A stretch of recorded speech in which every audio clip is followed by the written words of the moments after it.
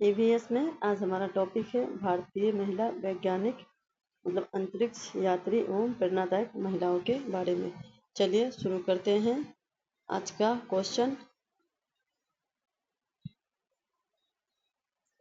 First question है, भारत की पहली महिला अंतरिक्ष यात्री कौन थी? ए में है सुनीता विलियम्स, बी में है कल्पना चावला, सी में है टेसी थॉमस, डी में है किरण बेदी। तो क्वेश्चन नंबर 1 में पूछा गया है, भारत की पहली महिला अंतरिक्ष यात्री मतलब भारत की पहली महिला अंतरिक्ष यात्री कौन थी? तो हमारा आंसर हो जाएगा बी, कल्पना चावला थी। 1 का आंसर हो जाएगा बी। चलिए हम चलते हैं क्वेश्चन नंबर 2 की तरफ। 2 में है, कल्पना चावला का जन्म कहाँ हुआ था? ए में है करनाल मतलब हरियाणा, बी में है जयपुर, सी में है लखनऊ, डी में है भोपाल। क्या पूछा गया है 2 में, कल्पना चावला का जन्म कहाँ हुआ था? तो वो हुआ था, क्वेश्चन नंबर 2 का आंसर हुआ करनाल मतलब हरियाणा में हुआ था। तो हमारा आंसर हो जाएगा ए। चलिए अब हम चलते हैं क्वेश्चन नंबर 3 की तरफ। 3 में है, कल्पना चावला ने पहली अंतरिक्ष उड़ान किस मिशन से की थी? क्या पूछा गया कल्पना चावला ने पहली अंतरिक्ष उड़ान किस मिशन से की थी? ए में है STS-87, बी में है STS-107, सी में है अपोलो 11, डी में है सोयूज T-11। तो क्वेश्चन नंबर 3 का आंसर हो जाएगा, कल्पना चावला ने पहली अंतरिक्ष उड़ान की थी मिशन STS-87 से। तो हमारा आंसर 3 का हो जाएगा ए। चलिए हम चलते हैं क्वेश्चन नंबर 4 की तरफ। 4 में है, कल्पना चावला का निधन किस स्पेस शटल दुर्घटना में हुई थी? क्या पूछा गया है, कल्पना चावला का निधन किस स्पेस शटल दुर्घटना में हुई थी? ए में है डिस्कवरी, बी में है कोलंबिया, सी में है एटलांटिस और डी में है चैलेंजर। तो क्वेश्चन नंबर 4 का आंसर हो जाएगा बी, कोलंबिया शटल दुर्घटना में हुई थी। तो क्वेश्चन नंबर 4 का आंसर हो जाएगा बी। चलिए अब चलते हैं क्वेश्चन नंबर 5 की तरफ। 5 में है, सुनीता विलियम किस अंतरिक्ष एजेंसी से जुड़ी है? जगह सुनीता विलियम किस अंतरिक्ष एजेंसी से जुड़ी है? अंतरिक्ष एजेंसी से जुड़ी हुई है। ए में है इसरो, तो नहीं, इसरो से नहीं जुड़ी हुई है। बी में है नासा, सी में है ESA और डी में है जैक्सा। तो क्वेश्चन नंबर 5 का आंसर हो जाएगा, सुनीता विलियम अंतरिक्ष एजेंसी जुड़ी हुई है नासा से। नासा अंतरिक्ष एजेंसी से जुड़ी हुई है। तो क्वेश्चन नंबर 5 का आंसर हो जाएगा बी। चलिए अब चलते हैं क्वेश्चन नंबर 6 की तरफ। 6 में है, सुनीता विलियम्स का भारतीय मूल किस राज्य से जुड़ा है? क्या पूछा गया है, सुनीता विलियम्स भारतीय मूल किस राज्य से जुड़ा हुआ है? राज्य पूछा गया है। ए में है गुजरात, बी में है पंजाब, सी में है बिहार, डी में है तमिलनाडु। तो क्वेश्चन नंबर 6 का आंसर हो जाएगा ए, गुजरात राज्य से जुड़ा हुआ है। चलिए अब चलते हैं क्वेश्चन नंबर 7 की तरफ। 7 में है, भारत के प्रथम अंतरिक्ष यात्री कौन है? भारत के प्रथम अंतरिक्ष यात्री कौन है? यहाँ मेल की बात हो रही है। ए में है राकेश शर्मा, बी में है कल्पना चावला, सी में है विक्रम साराभाई, डी में है APJ अब्दुल कलाम आज़ाद। तो हमारा क्या पूछा गया है, भारत के प्रथम अंतरिक्ष यात्री कौन है? अंतरिक्ष यात्री पूछा गया है मेल में। तो हमारा हो जाएगा प्रथम में है राकेश शर्मा। तो क्वेश्चन नंबर 7 का आंसर हो जाएगा ए, राकेश शर्मा। चलिए अब चलते हैं क्वेश्चन नंबर 8 की तरफ। 8 में है राकेश शर्मा अंतरिक्ष में किस मिशन के तहत गए थे? क्या पूछा गया है, राकेश शर्मा अंतरिक्ष में किस मिशन के तहत गए थे? ए में है STS-87, ये तो कल्पना चावला गई थी STS-87 से। बी में है सोयूज T-11 और सी में है चंद्रयान 1 और डी में है अपोलो 11।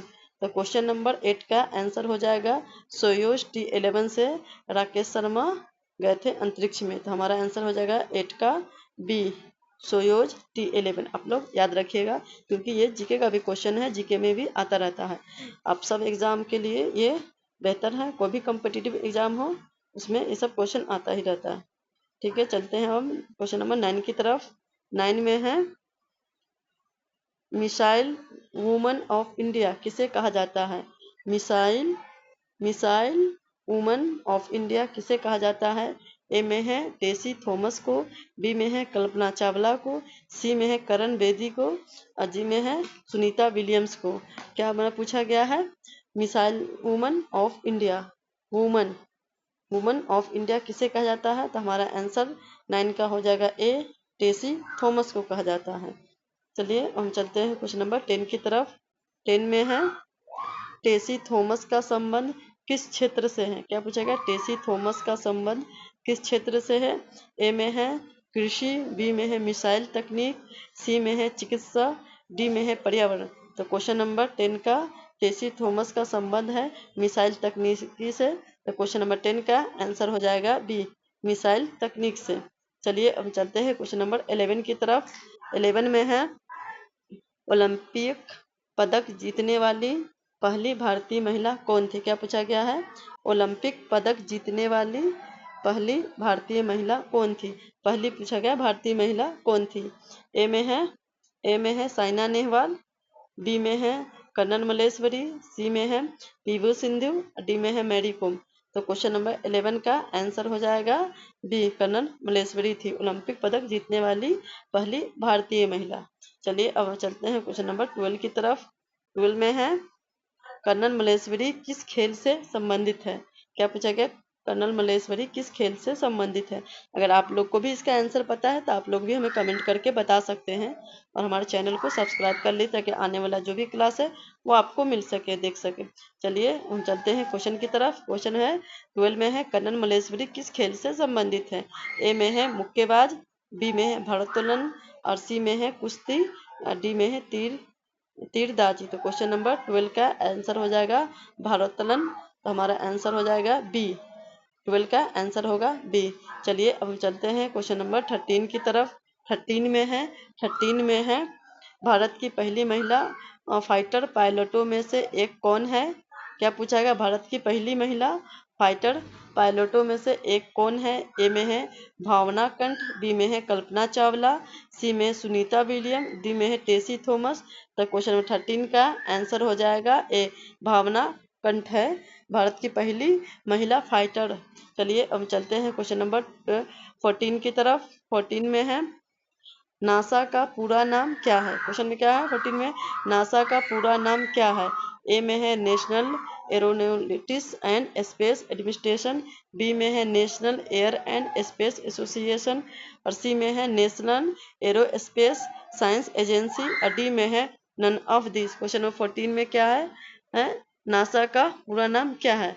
तो क्वेश्चन नंबर 14 का आंसर हो जाएगा A National aeronautics and space administration.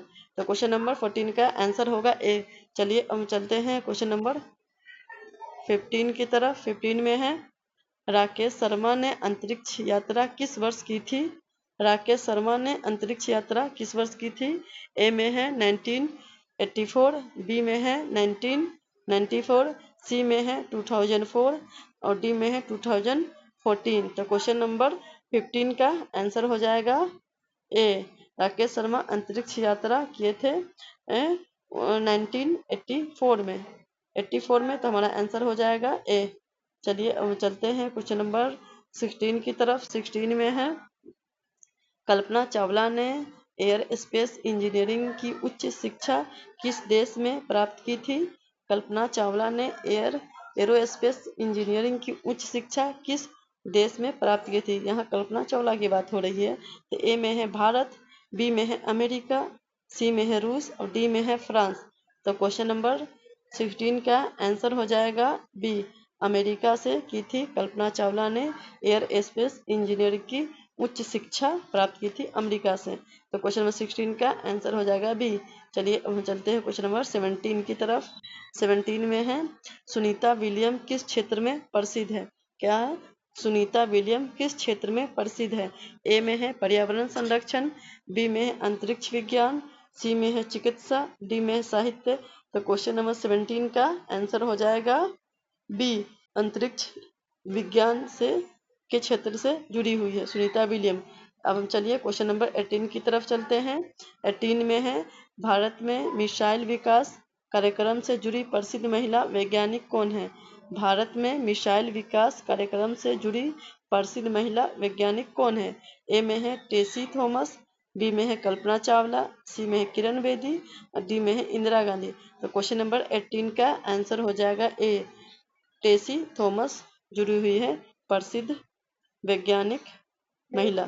चलिए अब हम चलते हैं क्वेश्चन नंबर 19 की तरफ। 19 में है इन महिलाओं की सफलता का मुख्य संदेश क्या है? इन महिलाओं की सफलता का मुख्य संदेश क्या है? ए में है शिक्षा और परिश्रम से सफलता, बी में है केवल खेलों से भाग लेना, सी में है विदेश में रहना, डी में केवल सरकारी नौकरी करना। तो क्वेश्चन नंबर 19 का आंसर हो जाएगा ए। चलिए अब चलते हैं क्वेश्चन नंबर 20 की तरफ। 20 में है सीटेट ईवीएस में इन महिलाओं से संबंधित प्रश्न मुख्यतः किस विषय से पूछे जाते हैं? ए में है प्रेरणादायक व्यक्तित्व एवं विज्ञान, सी में है व्याकरण और सी में गणित, बी में है व्याकरण और डी में है कंप्यूटर। तो क्वेश्चन नंबर 20 का आंसर हो जाएगा ए, प्रेरणादायक व्यक्ति एवं विज्ञान। इस तरह हम लोगों ने 20 क्वेश्चन को सॉल्व किया है। आप लोग नीचे देख सकते हैं, सबका वेरीफाइड आंसर है। आप लोग आंसर देख के मिला सकते हैं। और हमारे चैनल को सब्सक्राइब नहीं किए हैं तो सब्सक्राइब करके रख लीजिए, ताकि आने वाला जो भी इम्पोर्टेंट क्लास हो वो आपको मिल सके। ठीक है, आज के लिए बस इतना ही। फिर मिलते हैं नेक्स्ट क्लास में नेक्स्ट टॉपिक के साथ।